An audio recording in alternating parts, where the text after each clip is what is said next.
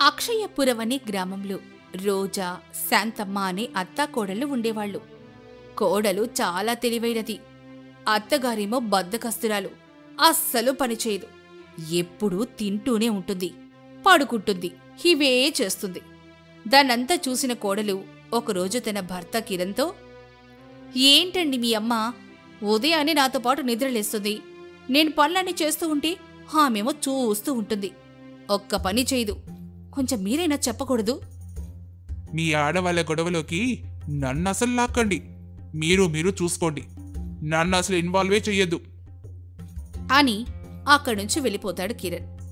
ఆ మాటలు విని రోజాకి బాగా కోపం వస్తుంది.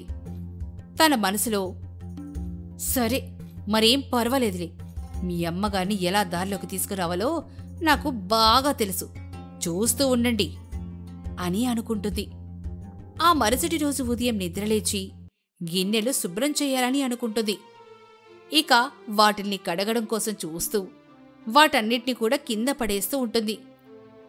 అది చూసిన అత్తగారు, వసే రోజా, కళ్ళేమన్నా నెత్తిన పెట్టుకుని పని చేస్తున్నావా? ఎందుకే ఆ గిన్నెలన్నీ కింద పడేస్తున్నావు? చూసావా వాటికి ఎలా సొట్టలు పోయాయో? రోజు బాగానే శుభ్రం చేస్తున్నావు కదా, ఈరోజేమైంది? ఏమో నాకు కూడా అర్థం కాలేదత్తయ్యా, ఎందుకు ఇలా జరిగిందో. నేను రేపటినుంచి చూసుకుంటాలేండి. అందుకు ఆమె సరే అంటుంది. వాటన్నిటినీ శుభ్రం చేసిన తర్వాత వాటిని కూడా ఎత్తేస్తూ సర్దుతూ ఉంటుంది. దాన్ని చూసిన అత్తగారు మనసులో, ఈరోజు దీనికేదో దెయ్యం పట్టినట్టుంది, అందుకే ఇలా ప్రవర్తిస్తుంది అని అనుకుంటుంది. ఇక బట్టలు ఉతికేటప్పుడు కావాలని పెద్ద పెద్ద శబ్దం వచ్చేలాగా బట్టలు ఉతుకుతూ ఉంటుంది. ఇంట్లో టీవీ చూస్తున్నా సరే అత్తగారికి ఆ శబ్దం వినపడి, వామ్మో వామ్మో, బట్టలేందే అంత శబ్దం వచ్చేలాగా ఉతుకుతున్నావు? అవి ఉండడానికే పోవడానికే? నాకసలు అర్థమే కావడం లేదు నీ తీరు అంటూ కోడల దగ్గరికి వెళ్ళి, ఒసే, ఏంటి ఆ బట్టలు అలా ఉతుకుతున్నావు? మీ చీరకి బాగా మురికి పట్టిందత్తయ్యా, అందుకే అలా శుభ్రం చేస్తున్నాను. చూడండి ఇప్పుడు ఎలా మెరిసిపోతుందో అంటూ చూపిస్తుంది. ఆ చీరేమో చిరిగిపోయి కనిపిస్తుంది. దాన్ని చూసి అత్తగారు కోపంగా, ఓసే, బంగారంలాంటి చీరలు చింపేశావు కదే, దయచేసి రేపటినుంచి నువ్వు నా బట్టలు అస్సలు ఉతకద్దు. నా బట్టలు నేనే ఉతుక్కుంటాను. నాకిష్టమైన చీరే ఇది. చీ, దీన్ని పాడు చేసి పెట్టేశావు. అయ్యో, నన్ను క్షమించండి అత్తయ్యా, ఇంకా మీ బట్టలు మీరే ఉతుక్కుంటారు కాబట్టి ఇలాంటి పొరపాటు అస్సలు జరగదు. అన్నట్టు రేపటిదాకా ఎందుకత్తయ్యా, ఈరోజే మంచి రోజు. ఈ రోజు నుంచి మీ బట్టలు మీరే ఉతకొచ్చు కదా, ఇంకా చాలా ఉన్నాయి మీరు విడిచిన బట్టలు అని ఆమె బట్టలు పక్కన పెట్టి మిగిలిన వారి బట్టలు ఉతుకుతూ ఉంటుంది. దాన్ని చూసి అత్తగారు, అమ్మో, ఈ ఎండలో బట్టలు ఉతకాలంటే నేను అల్లాడిపోతాను. ఈ ఒక్కరోజుకి దీని చేత ఉతికిచ్చేసి రేపటినుంచి పొద్దులేసి బట్టలు ఉతుక్కుంటాను అని భావించి కోడలితో, ఈ ఒక్కరోజుకి నువ్వే పని కానివ్వు, రేపటినుంచి నేనే శుభ్రం చేసుకుంటాను అంటుంది. అని చెప్పి అక్కడి నుంచి వెళ్ళిపోతుంది. ఓహో, బట్టలు తప్పి గాడిలోకి పడింది మా అత్త.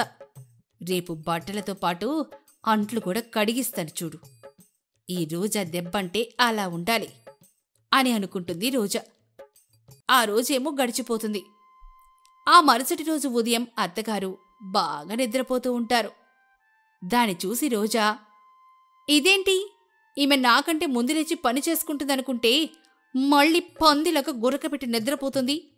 ఈమె పని చెప్తాను అని అనుకొని ఆమెని ఎలా అయినా నిద్రలేపాలని అక్కడ ఉన్న అంట్లు మొత్తం కిందకి విసిరేస్తూ ఉంటుంది. ఆ శబ్దానికి ఒక్కసారిగా అత్తగారు నిద్రలేచి, హోసే, నీకేం పోయే కాలం వచ్చిందే, ఇలా నన్ను టార్చర్ పెడుతున్నావు? అసలు నువ్వంట్లు కడగబల్లేదు, బట్టలు ఉతకబల్లేదు. దయచేసి కాసేపు రెండు ప్రశాంతంగా వదిలేవే. అదేంటత్తయ్యా, అవి శుభ్రం చేయకపోతే ఎలా చెప్పండి? మీరు శుభ్రం చేయరు కదా. అమ్మా తల్లి, నేనే శుభ్రం చేస్తాను, నువ్వు వెళ్ళి ఏరే పని చూసుకోపో అని చెప్పి అత్తగారు ప్రశాంతంగా నిద్రపోతారు. 11 గంటల సమయం అవుతుంది. అత్తగారు నిద్రలేచి అక్కడ ఉన్న బట్టలు అంట్లు చూసి ఆశ్చర్యపోతుంది. వామ్మో, ఇది అన్నంత పని చేసిందిగా. నేను పని చేయదు అని చెప్పాను గదా, అందుకే ఇలా చేస్తుంది. నా బట్టలొకటే ఉంచి అంట్లు మొత్తం అలాగే వదిలేసిందే. ఎండేమో ఎక్కువగా ఉంది.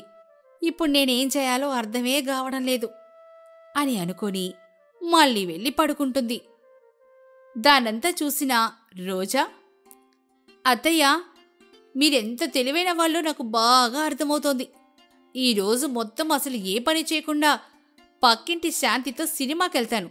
అప్పుడు ఏం చేస్తారో చూస్తాను అని అత్తకు కూడా చెప్పకుండా శాంతి దగ్గరికి వెళ్ళి జరిగిన విషయమంతా చెప్తుంది. మీ అత్తగారికి బుద్ధి చెప్పాలంటే నువ్వు చేస్తుంది కరెక్టే అయిన పని. సరే, ఈరోజు మొత్తం మనం సాయంత్రం వరకు ఇంటికి రావద్దు. మా ఆయన కూడా ఫోన్ చేసి చెప్పేస్తాను. ఇక బయటకెళ్ళొచ్చు అని చెప్పి తన భర్తకు ఫోన్ చేసి చెప్తుంది. తను వెళ్ళమని చెప్పడంతో ఇద్దరు కూడా బయటకెళ్తారు. సరిగ్గా 2 గంటల సమయం అవుతుంది.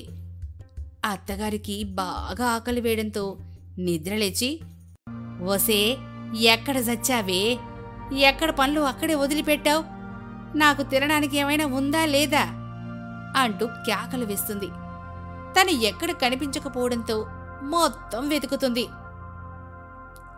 ఇదెక్కడికెళ్ళిందో ఏందో, చూడకపోతే ఈరోజు నేను పని చేయక తప్పేలా లేదనుకుంటా. కడుపులో ఎలకలు పరిగెడుతున్నాయి. ముందు తినడానికి ఏమైనా చేసుకోవాలి, ఆ తర్వాతే ఏదైనా అని అనుకొని పాత్రల కోసం చూస్తుంది. పాత్రలు శుభ్రంగా లేకపోవడంతో ఇంకా అవి కావలసిన పాత్ర వరకే శుభ్రం చేసుకొని హడావిడిగా వంట చేసుకుంటుంది. అప్పుడు మొత్తం తినేసి మళ్లీ విశ్రాంతి తీసుకుంటుంది. మళ్లీ 5 గంటల సమయంలో నిద్రలేస్తుంది అత్తగారు. కోడలు ఇంట్లో కనిపించకపోవడంతో ఆమెకి ఫోన్ చేస్తుంది. ఆమె ఫోను స్విచ్ ఆఫ్ అని రావడంతో అత్తగారు మరింత కోపంగా, ఇప్పుడు నాకు పూర్తిగా అర్థమవుతోంది, ఇదంతా ఇది కావాలని చేస్తుంది. అయ్యో, ఇప్పుడు నా భర్త ఇంటికొచ్చే సమయం అయిందే. పని చేయకపోతే నన్ను తిడతాడు. ఎందుకొచ్చిన గొడవ, మనం పని చేయడమే మంచిది అని అనుకొని ఇంటి పని మొత్తం చేసేస్తుంది. అందరికీ వంట కూడా సిద్ధం చేస్తుంది. అప్పుడే తన భర్త శంకరయ్య అక్కడికి వస్తాడు. మన కోడలు సినిమా హాల్లో కనపడిందే నాకు. ఏంటమ్మా ఎలా వచ్చావంటే, శాంతితో వచ్చాను మావయ్య అన్నది. ఇంకా వాళ్ళకు కూడా నేను టికెట్లు తీసిచ్చాను. ముగ్గురం కలిసి సినిమా చూసాం. అబ్బా, సినిమా ఎంత బాగుందో. ఈరోజు పని నువ్వే చేస్తానని చెప్పావంటగా, చాలా మంచి పని చేశావు. ఒకరోజు అమ్మాయికి శ్రమ తగ్గించావు. ఆ మాటలు విని అత్తగారు మనసులో, ఇప్పుడు నేను కాదన్నానంటే ఈయన నన్ను చంపేస్తాడు. ఈ కోడలి పిల్ల నన్ను భలేగా ఇరికిచ్చింది అని అనుకుంటూ తనతో, అవునండి, నేనే సినిమాకెళ్ళమని చెప్పాను. ఎందుకంటే రోజు అమ్మాయి ఒక్కటి ఇంట్లో పనింత చేస్తుంది కదా, ఒక్కరోజైనా విశ్రాంతి కలుగుతుందని అలా చేశానంతే. అలా చేయడం ఎందుకే? ఇద్దరు కూడా సమానంగా పనులు పంచుకుంటే సరిపోతుంది కదా. రేపటి నుంచి నువ్వు అదే పని చెయ్యి. అందుకు ఆమె సరే అంటుంది. అప్పుడు అక్కడికొచ్చిన రోజా అవన్నీ విని చాలా సంతోషపడుతూ, అమ్మయ్యా, ఈ రోజు నుంచి మా అత్తయ్య పని అయిపోయింది. ఖచ్చితంగా ఆమె పని చేస్తుంది. ఒకవేళ పని చేయకపోతే నేనింట్లో ఉండను. మావయ్యకి ఫోన్ చేసి చెప్తాను. అప్పుడు సచ్చినట్టు ఆమె పని చేసుకుంటుంది అని అనుకుంటుంది. ఇక ఆ రోజు గడిచిపోయింది. మరుసటి రోజు నుంచి అత్తగారు సచ్చినట్టు ఇంటి పని చేస్తూ ఉంటుంది. మిగిలిన పనులన్నీ కూడా రోజు చేస్తూ ఉంటుంది. అప్పుడు ఇంట్లో మగవాళ్ళు లేని సమయంలో వాళ్ళిద్దరూ గొడవ పడుతూ ఉంటారు. ఓసేయ్, నువ్వు కావాలనే కదా నన్ను ఇలా ఇరికించావు. ప్రశాంతంగా ఉన్న నా జీవితంలోకి శనిలాగా దాపరించావే అంటూ కోడల్ని ఇష్టం వచ్చినట్లు తిడుతూ ఉంటుంది. కోడలు మాత్రం ఆ మాటలు అస్సలు పట్టించుకోదు. ఆమె ప్రతిసారి ఒకే ఒక మాట అంటూ ఉంటుంది, నేను చేసింది మంచి పనత్తయ్యా, మీరు త్వరలోనే దాన్ని గ్రహిస్తారు అని అంటుంది. అత్తగారు మాత్రం ఆ మాటలో కొట్టిపాడేస్తూ మరింత ఎక్కువగా తిడుతూ ఉంటుంది. అలా రోజులు గడుస్తున్నాయి. ఒకరోజు అత్తగారు కోడలితో, అమ్మా రోజా, నన్ను క్షమించు. ఇన్ని రోజులు నిన్ను చాలా ఇబ్బంది పెట్టాను. సోమరిపోతులాగా పనిచేసే ఓపికన్నా కూడా అలా కూర్చోవడం వల్ల నాకు చాలా అనారోగ్యంగా ఉండేది. ఇప్పుడు పనులు చేసుకుంటూ ఉండడం వల్ల ఇప్పుడు నేను చాలా హుషారుగా ఉన్నానమ్మా.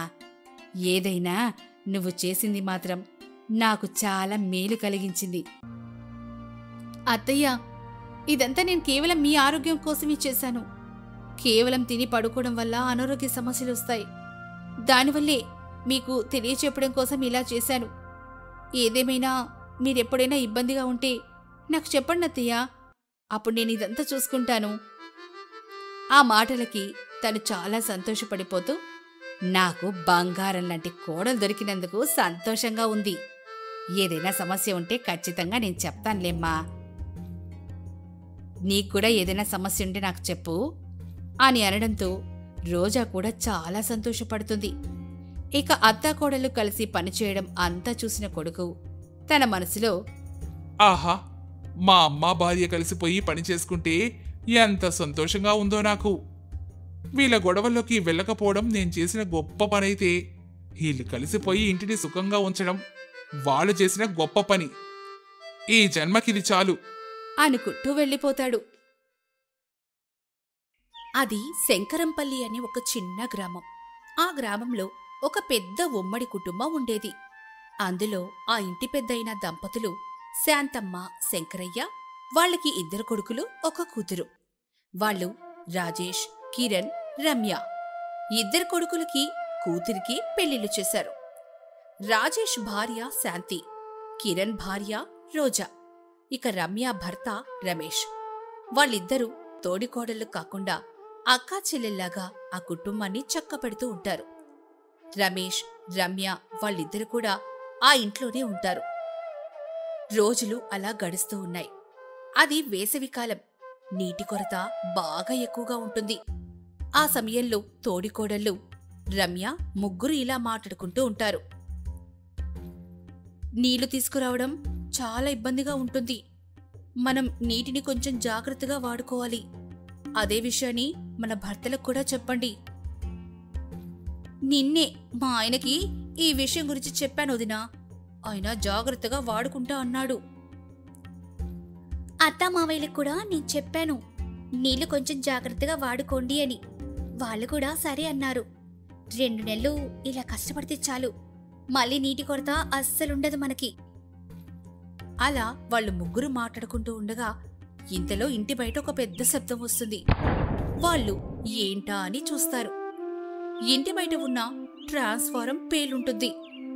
దాన్ని చూసి వాళ్ళు చాలా కంగారు పడుతూ కరెంట్ ఆఫీసర్కి ఫోన్ చేస్తారు. అమ్మా, ఈరోజు ఎవ్వరు డ్యూటీలో లేరు. రేపు ఉదయాన్నే వచ్చి బాగు చేస్తారులేండి. రేపటిదాకా అంటే ఎలా అండి? అసలీ వేసవికాలం. ఇల్లు ఎలా ఉన్నాయో ఏంటో మీకు తెలుసా? కరెంటు లేకపోతే ఇంట్లో చాలా ఇబ్బంది పడాల్సుంటుంది. నాకు తెలుసమ్మా, కాని ఏం చేస్తాను చెప్పండి, ఓపిక పట్టాల్సిందే అంటాడు. ఇక ఆమె సరే అంటుంది. ఇక అదే విషయాన్ని వాళ్ళకి చెప్తుంది. వాళ్ళు దాన్ని విని, ఓరి దేవుడా, ఇప్పుడు మనం ఇంట్లో ఎలా ఉండాలి? చెమట్లు పోస్తూ ఉంటాయి. ఇక రాత్రైతే దోమలు కుట్టి చంపేస్తాయి. ఏం చేయాలి? అందుకే మా ఆయన్ని ఒక ఇన్వర్టర్ కొనండి అని చెప్పాను. ఎక్కడా ఆయన వింటేనేగా. ఈ రోజు రాత్రి ఎలా నిద్రపోతారో నేను చూస్తాను. రాత్రి దాకా ఎందుకు, ఇప్పుడు ఎలా ఇంట్లో ఉంటారో నేను చూస్తాను అని వాళ్ళలా మాట్లాడుకుంటూ ఉండగా అత్తగారు శాంతమ్మ కోడల్ని పిలుస్తూ ఉంటుంది. వాళ్ళు హడావిడిగా అక్కడికొస్తారు. అమ్మా, ఇంట్లో బాగా చెమటలు పోస్తున్నాయి. నేను మీ మావయ్యకి విసురుతున్నాను. మీలో ఎవరైనా నాకిసరండమ్మా. నేను మీకు విసురుతానండి అత్తయ్యా అని విసనకర తీసుకొచ్చి విసురుతూ ఉంటుంది. అబ్బా, శాంతంగా ఉందమ్మా. కొంత సమయం తర్వాత అందరూ మనసుల్లో, ఏంటి మనకి కర్మ, ఈ రోజంతా ఇలాగే సరిపోయేలాగా ఉంది. ఇప్పుడే ఇలా ఉంటే రాత్రి ఇంకా ఎలా ఉంటుందో. రాత్రంతా ఇలా ఒకరికొకరు సాయం చేస్తూ ఉండిపోవాలేమో అనుకుంటూ ఉంటారు. ఇక శంకరయ్య, ఇలా ఎంతసేపని ఒకరికొకరు సాయం చేసుకుంటూ ఉంటాం చెప్పండి. అలా ఏదైనా చెట్టు నీడకైనా ఇల్లు కూర్చుందాం పదండి. అందుకు వాళ్ళు సరే అంటారు. అందరూ కలిసి బయటకొస్తారు. వాళ్ళు సరాసరి చెరువు కట్ట దగ్గరున్న చెట్ల దగ్గరికి వెళ్తారు. ఒక్కొక్క జంట ఒక చెట్టు కింద కూర్చుంటుంది. అప్పుడు రమ్య తన భర్త రమేష్తో, ఏమండి చూడండి, చెరువు కూడా వేసవికాలం వస్తే ఇలాగే అవుతుంది. అందుకే నేను వాటర్ ప్యూరిఫైర్ ఒకటి తీసుకురండి అన్నాను. మీరేమో తీసుకుని రాలేదు. సరే ఇన్వర్టర్ అయినా ఒకటి తీసుకురండి అన్నాను. అది తీసుకురాలేదు. ఇప్పుడు అన్నిటికీ ఇబ్బంది పడుతుంది మనమే. ఒక ఇన్వర్టర్తో ఇంట్లో అన్ని గదుల్లో ఫ్యాను లైటు తిరగాలంటే కష్టం రమ్య. 2 తీసుకోవాలి. ఇలాంటి కష్టాలు వస్తాయని అందుకే వేరే కాపురం పెడదామన్నాను. మీరేమో అస్సలేం లేదు, నాకు అమ్మ నాన్న లేరు, ఉమ్మడి కుటుంబం కావాలి అన్నారు అని వాళ్ళిద్దరూ గొడవ పడుతూ ఉంటారు. ఇదిలా ఉండగా శాంతి తన భర్త రాజేష్తో, ఏవండి వేసవికాలం వస్తే మనకి చాలా ఇబ్బంది అవుతుందండి. నీళ్లు తీసుకురావడానికి, మంచినీళ్ళు తాగడానికి చాలా ఇబ్బంది అయిపోతుంది. పైగా అందరి బట్టలు నేనే ఉతకాలి. దానికి ఎన్ని నీళ్లు వృధా అయిపోతున్నాయో తెలుసా? నా మాట విని మనం వేరే కాపురంకి వెళ్ళిపోదామండి. చిన్న చిన్న వాటిల గురించి నాకు చెప్పద్దు. మనం ఇలా ఇబ్బంది పడేది కేవలం ఒక 2 నెలలు, మహా అయితే ఒక 3 నెలలు మాత్రమే. ఆ మాత్రానికి వేరే కాపురాలు పెడతామా ఏంటి? అయితే వాషింగ్ మిషన్ ఒకటి కొనండి. బట్టలు ఉతకలేకపోతున్నారు. వాషింగ్ మిషన్లో బట్టలేస్తే అవి పాడైపోతాయనే కదా తీసుకురాలేదు. అలా వాషింగ్ మిషన్ గురించి వాళ్ళిద్దరు గొడవ పడుతూ ఉంటారు. కిరణ్ రోజా మాట్లాడుకుంటూ ఉండగా రోజా ఏమో మనకంటూ ప్రత్యేకంగా ఒక ఫ్రిడ్జ్ మన రూంలో ఉండాలంటూ దాని గురించి గొడవ పడుతూ ఉంటారు. వాళ్ళు గొడవను చూసి శాంతమ్మ భర్తతో, ఉమ్మడి కుటుంబం వద్దంటే నా మాట విన్నారా? ఇప్పుడు చూడండి మళ్ళీ ఎలా గొడవ పడుతున్నారు. నా మాట మీరు అసలు ఎప్పుడిన్నారా గనక? వాళ్ళందరూ గొడవ పడుతూనే ఉంటారు. సాయంత్రం అవ్వడంతో అందరూ ఇల్లు చేరుకుంటారు. అందరూ దీప వెలుగులోనే భోజనం చేసి ఆరు బయట పడుకోవాలని అనుకుంటారు. ఇక అందరూ కూడా మేడెక్కి పడుకుంటారు. మేడెక్కిన తర్వాత అక్కడ ఉన్న దోమల దెబ్బకి ఎవ్వరు కూడా నిద్రపోరు. అందరూ కూడా పైకి లేచి అటూ ఇటూ తిరుగుతూ ఉంటారు. అలా రాత్రంతా జాగరంతో గడిచిపోయింది. మరుసటి రోజు ఉదయాన్నే ఎవరు గదిలో వాళ్ళు నిద్రపోతూ ఉంటారు. ఇంతలోనే కరెంట్ వస్తుంది. ఇక అందరూ ప్రశాంతంగా మధ్యాహ్నం వరకు నిద్రపోతారు. ఆ తర్వాత నిద్రలేచి ఎవరి పనులు వాళ్ళు చేసుకుంటుంటారు. అప్పుడు మళ్ళీ కరెంటు పోతుంది. శాంతమ్మ వాళ్ళ కొడుకులతో, ఒరే ఇది వేసవి కాలం కదా, కరెంట్ ఎప్పుడుంటుందో ఎప్పుడు పోతుందో తెలియదంట, అందుకే ఇన్వర్టర్లు తీసుకోండ్రండ్రా. ఆ మాటలు విన్న వాళ్ళ భార్యలు ఒక్కొక్కరు ఫ్రిడ్జ్ తీసుకురండని, వాషింగ్ మిషన్, బీరువా తీసుకురండి, అది తీసుకురండి, ఇది తీసుకురండి అని వాళ్ళతో చెప్తూ ఉంటారు. వాళ్ళ భర్తలు వాళ్ళ వైపేమో కోపంగా చూస్తారు. ఇక ఆ విషయంలో అందరికీ గొడవ అవుతుంది. ఆ గొడవంతా చూస్తున్న శంకరయ్య చాలా కోపంగా, రేయ్ ఏంట్రా ఇది? ఇల్లు అనుకుంటున్నారా, చేపల మార్కెట్ అనుకుంటున్నారా? అసలు ఈ గొడవ అంతా వద్దు. ఉమ్మడి కుటుంబం వల్లే కదా మనకి గొడవలన్నీ. మీ పాటికి మీరు ఇల్లు వదిలిపెట్టి ఏరియా కాపురాలు పెట్టుకోండి. అప్పుడెవరికి కావాల్సింది వాళ్ళు తెచ్చుకుంటారో మానుకుంటారో వాళ్ళిష్టం. ఆ మాటినగానే వాళ్ళందరూ కూడా ఒక్క క్షణం కూడా ఆలోచించకుండా పెట్టేబేడ సర్దుకొని మేం వెళ్తున్నామంటూ బయటకెళ్ళిపోతారు. దాన్నంతా చూసిన అతను ఆశ్చర్యపోతాడు. ఎప్పుడైనా అర్థమైందా వాళ్ళు ఉమ్మడి కుటుంబం వల్ల ఎంత ఇబ్బంది పడుతున్నారో? అది మీకు ఎలా అర్థమవుతుందిలే. ఇంట్లో ఉంటున్నాను, నాకు అర్థమవుతుంది. సొంతంగా వాళ్ళు ఒక చీర కొనుక్కోవడానికి లేదు, ఒక నగ చేయించుకోవడానికి లేదు, ఒకళ్ళు కొంటే ఒకరికి ఏషియా, సొంతంగా వస్తువు కొనుక్కోడానికే లేదు. ఇప్పుడు వాళ్ళు నచ్చినట్టు సంతోషంగా బతుకుతారులేండి. నిజమేనే, నువ్వు చెప్తుంటే నేనేదో అనుకున్నాను గాని వీళ్ళందరూ కలిసి ఉమ్మడి కుటుంబంగా ఉండడం ఎవరికిష్టం లేదు. పోనీలే, ఎప్పటికైనా నేను నాకు నువ్వు వాళ్ళెక్కడున్నా సంతోషంగా ఉండాలని కోరుకుందాం అని అనుకుంటారు. 2 రోజులు గడిచాయి. శాంతి, రాజేష్ ఇద్దరు కూడా ఇంటికి వచ్చేస్తారు. తల్లిదండ్రులు వాళ్ళని చూసి, ఎందుకు తిరిగొచ్చారా అని ప్రశ్నించగా, వామ్మో బయట ఇంటద్దె రేటు చూస్తుంటే మత్తిపోతుందత్తయ్యా. దానికి తోడు కరెంటు బిల్లు, పాల బిల్లు, ఇంకవన్నీ చూస్తూ ఉంటే ఆయనకొచ్చే సంపాదనలో ₹1 కూడా మిగలదు అని చెప్తుంది శాంతి. ఇంతలో కిరణ్, రోజా కూడా వస్తారు. వాళ్ళు కూడా అదే చెప్తారు. మరికొంతసేపటికి మూడో జంట కూడా తిరిగి వచ్చేస్తుంది. వాళ్ళు కూడా అదే సమాధానం చెప్తారు. దాన్నంతా విని శంకరయ్య, శాంతమ్మ పెద్దగా నవ్వుకుంటూ, అందుకేరా కష్టమో నష్టమో ఉమ్మడి కుటుంబాల్లో ఉంటే ఒకరికి ఒకరు తోడుగా ఉంటారని అంటారు. మీరేమో ముగ్గురు 3 దారులు వెళ్దాం అనుకున్నారు, కానీ మళ్ళీ తిరిగి ఇక్కడికే వచ్చారు. మీరు ఒకరి మీద ఒకరు వంతులు లేకుండా అంతా మన కుటుంబమే అనుకుంటే ఇదంతా ఉండదు. మీరు ఆలోచించుకోండి. ఇక వాళ్ళు కూడా ఆలోచనలో పడతారు. ఇక ఆ రోజు గడిచిపోతుంది. ఆ మరుసటి రోజు ఇంట్లో అందరికీ ఉపయోగపడేలాగా washing machine, water purifier, inverter, ముగ్గురు 3 రకాలు తీసుకొస్తారు. ఇక అత్త, మామ అందరికీ కలిపి ఒక పెద్ద ఫ్రిడ్జ్ తీసుకొస్తారు. అలా కొత్త వస్తువులు చూసి కుటుంబం అంతా సంతోషపడిపోతుంది. ఇక ఆ రోజు నుంచి వాళ్ళు ఒకరి పనుల్లో ఒకరు సహాయం చేసుకుంటూ ఒకరికి ఒకరు అన్ని విషయాల్లో తోడుగా ఉంటూ సంతోషంగా ఉంటారు. ఇక వేసవికాలం ఎలా ముగిసిపోయిందో వాళ్ళకే తెలీదు. ఏదేమైనా ఈ వేసవికాలం కష్టాలతో వాళ్ళ మనసుల్లో ఉన్న భేదాలన్నీ తొలగిపోయి నిజమైన ఉమ్మడి కుటుంబంగా మారి సంతోషంగా జీవిస్తారు.